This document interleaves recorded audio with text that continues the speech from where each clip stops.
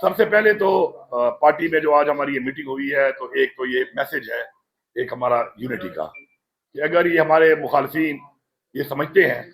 کہ کسی بھی طرح سے وہ کامیاب ہو گئے ہیں اپنی چالوں سے حرکتوں سے، کہ وہ تحریک انصاف جو کہ ایک نظریے کا نام ہے، عمران خان نے ایک قوم کو ایک سوچ اور نظریہ دیا ہے، تو کوئی یہ سمجھتا ہے کہ اس کے اندر کوئی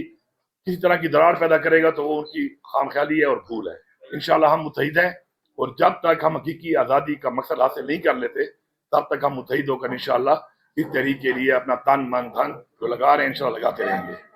یہاں پر جو فسطائیت اور جو جبر تحریک انصاف کے ساتھ کیا گیا ہے، اور جو 9 مئی سے ایک انہوں نے ڈرامہ شروع کیا،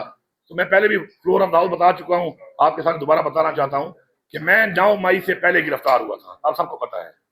تو یہ جو کہتے ہیں کہ جی 9 مئی ہوا تھا، اور 9 مئی میں چونکہ ہم نے کوئی ایسی لائن کراس کی کہ جو پتہ نہیں کوئی بہت مقدس چیز تھی اور اس کی وجہ سے جو کوئی بات ہے، تو ایسا بالکل نہیں ہے۔ میں 9 مئی سے پہلے گرفتار ہوا تھا، اور نفرت جو ہے عمران خان کے خلاف تحریک انصاف کو ختم کرنے کی سازش اس وقت سے شروع تھی، کیونکہ جب مجھے اٹھایا گیا تو مجھ سے عمران خان کے خلاف ہی بیان دینے کے لیے ٹارچر کیا گیا، اور مجھے اس کے اوپر اتنے پورے پاکستان کے چکر لگوائے گئے کہ آپ عمران خان کے خلاف بیان دیں، آپ مشرف بیوی کے خلاف بیان دیں، اور آپ تحریک انصاف کو چھوڑ کر اپنا اور کوئی راستہ اختیار کریں۔ تو مطلب 9 مئی سے پہلے یہ واردات شروع تھی، اور یہ 9 مئی کا بہانہ ہے، یہ صرف ایک ڈرامہ ہے، اور عمران خان ایک نشانہ ہے اس کا، اس ڈرامے کا جو انہوں نے بنایا ہے۔ اب اس کے بعد انہوں نے جس طریقے سے آئین کو توڑا، ہمارا مینڈیٹ چوری کیا، اس سے پہلے آئین توڑا، الیکشن نہیں کرائے ٹائم پر، جو میں 2 حکومتیں اپنی توڑ دی تھی، اس کے بعد ہمارا مینڈیٹ چوری کرنے کے بعد ہماری ریزرو سیٹ تک بھی انہوں نے فیصلہ دیا ہے۔ تو میرے خیال میں پاکستان کی سیاسی تاریخ کا یہ ایک بدعنوان دھبا ہے جو کہ اس پوری کی پوری ریاست اور اس کے اداروں پہ لگ چکا ہے،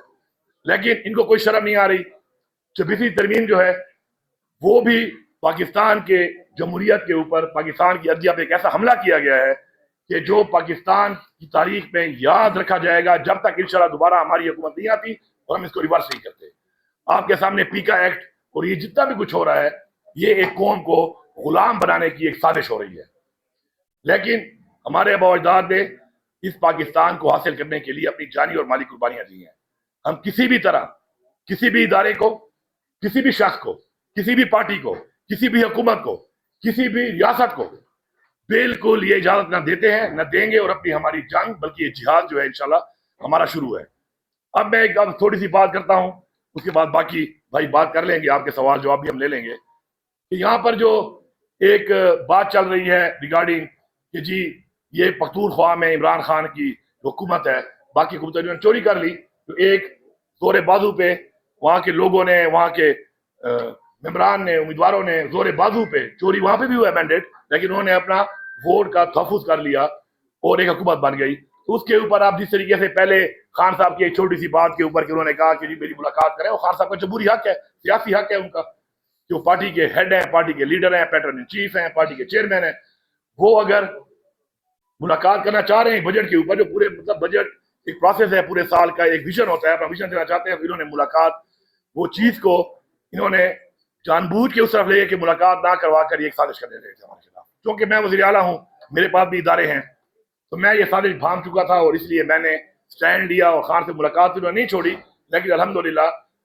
خان کی جو سوچ تھی وہ مجھے پتا تھی کہ خان نے مجھے کبھی بھی نہیں کہا تھا کہ اگر ملاقات نہیں کراتے تو حکومت بھی جانے دینا، ورنہ حکومت جانے کا اختیار تو خان کے پاس ہر وقت ہے، جو بھی اس وقت موجود ہے۔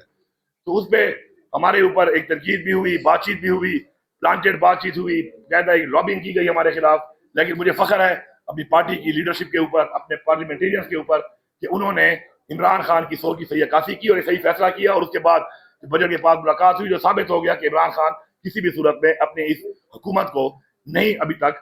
چھوڑنا چاہ رہے تھے یا کسی کے ہاتھوں توڑوانا چاہ رہے تھے۔ باقی اختیار اب ان کے پاس ہے، آپشن ان کے پاس ہے، حکومت بھی ان کے پاس ہے۔ میں ایک واضح پیغام دیتا ہوں، جتنی بھی یہ ریاست ہے، اس کے ادارے ہیں، میں کھلا چیلنج دے رہا ہوں آپ کو، کھلا چیلنج، کہ جتنا زور آپ نے لگانا ہے لگا لو۔ اب آپ کو لگانا پڑے گا، سازش کے تحت تو آپ نہیں کر سکے، اب آپ کے پاس ایک ہی طریقہ بچا ہے، وہ ہے آئینی طریقے سے، تو آپ یہ گرا نہیں سکتے۔ میں چیلنج دے رہا ہوں آپ کو، غیر آئینی طریقے سے تو آپ نے مارشل لا بھی لگائے ہیں اس ملک میں، بار بار لگائے ہیں، آپ نے اس ملک میں گورنر راج بھی لگانا ہے، وہ بھی غیر آئینی کام ہے، آپ لگا لو۔ آپ کنوکشن کر کے ہمارے سارے بندوں کو جیلوں میں ڈال دو, یہ بھی غیر آئینی کام آپ کر لو. لیکن میں آپ کو چیلنج دے رہا ہوں, اور پوری قوم اور پوری دنیا سن لے اس کو, کہ تمہارے میں اگر زور ہے, میں تمہاری طاقت کو بھی چیلنج کرتا ہوں, تمہاری زور کو بھی چیلنج کرتا ہوں, تمام اداروں کو بھی چیلنج کرتا ہوں. وہ ریاست جس کو میں چیلنج کبھی بھی نہ کروں, کیونکہ ریاست ماں ہوتی ہے, لیکن وہ ریاست جو ماں کے بجائے اب فرونیت پہ اتری ہوئی ہے, میں اس ریاست کو پوری کو چیلنج کرتا ہوں کہ اگر تم لوگوں نے سیاسی طور پر عمران خان کی یہ امانت مجھ سے گروا لی, یا آپ نے اس حکومت کو ٹبل کر کے دکھا دیا, تو میں سیاست چھوڑ دوں گا. اب تکڑے ہو جاؤ, ساری پارٹیاں بھی تکڑی ہو جاؤ, سارے ادارے بھی تکڑے ہو جاؤ. ہمارے ماشاءاللہ ٹائم ٹیسٹڈ لوگ ہیں, ہمارے لوگوں نے قربانیاں دے کے یہاں تک پہنچے ہیں. ٹائم ٹیسٹڈ لوگ ہیں, یہ نہ بکنے والے ہیں, نہ جھکنے والے ہیں, نہ ڈرنے والے ہیں. یہ چیلنج اب قبول کرو, سازش کے بجائے اور غیر آئینی طریقے کے بجائے. چیلنج ہے آپ کو, آپ کی طاقت کو چیلنج ہے, آپ کی فرونیت کو چیلنج ہے کہ آپ یہ حکومت ٹاپل کر کے دکھاؤ. میں سیاست چھوڑ دوں گا, لیکن آپ یہ نہیں کر سکتے, کیونکہ آپ کی اتنی اوقات نہیں ہے. اب میں یہ لفظ استعمال کر رہا ہوں آپ کے لیے, آپ کی اتنی اوقات نہیں ہے. آپ صرف سازش اور غیر آئینی کام کر سکتے ہو, سیاسی طور پہ آپ کی اوقات ہی نہیں ہے کہ آپ عمران خان کے لوگوں کو یا عمران خان کی حکومت گرا سکو. شکریہ جی.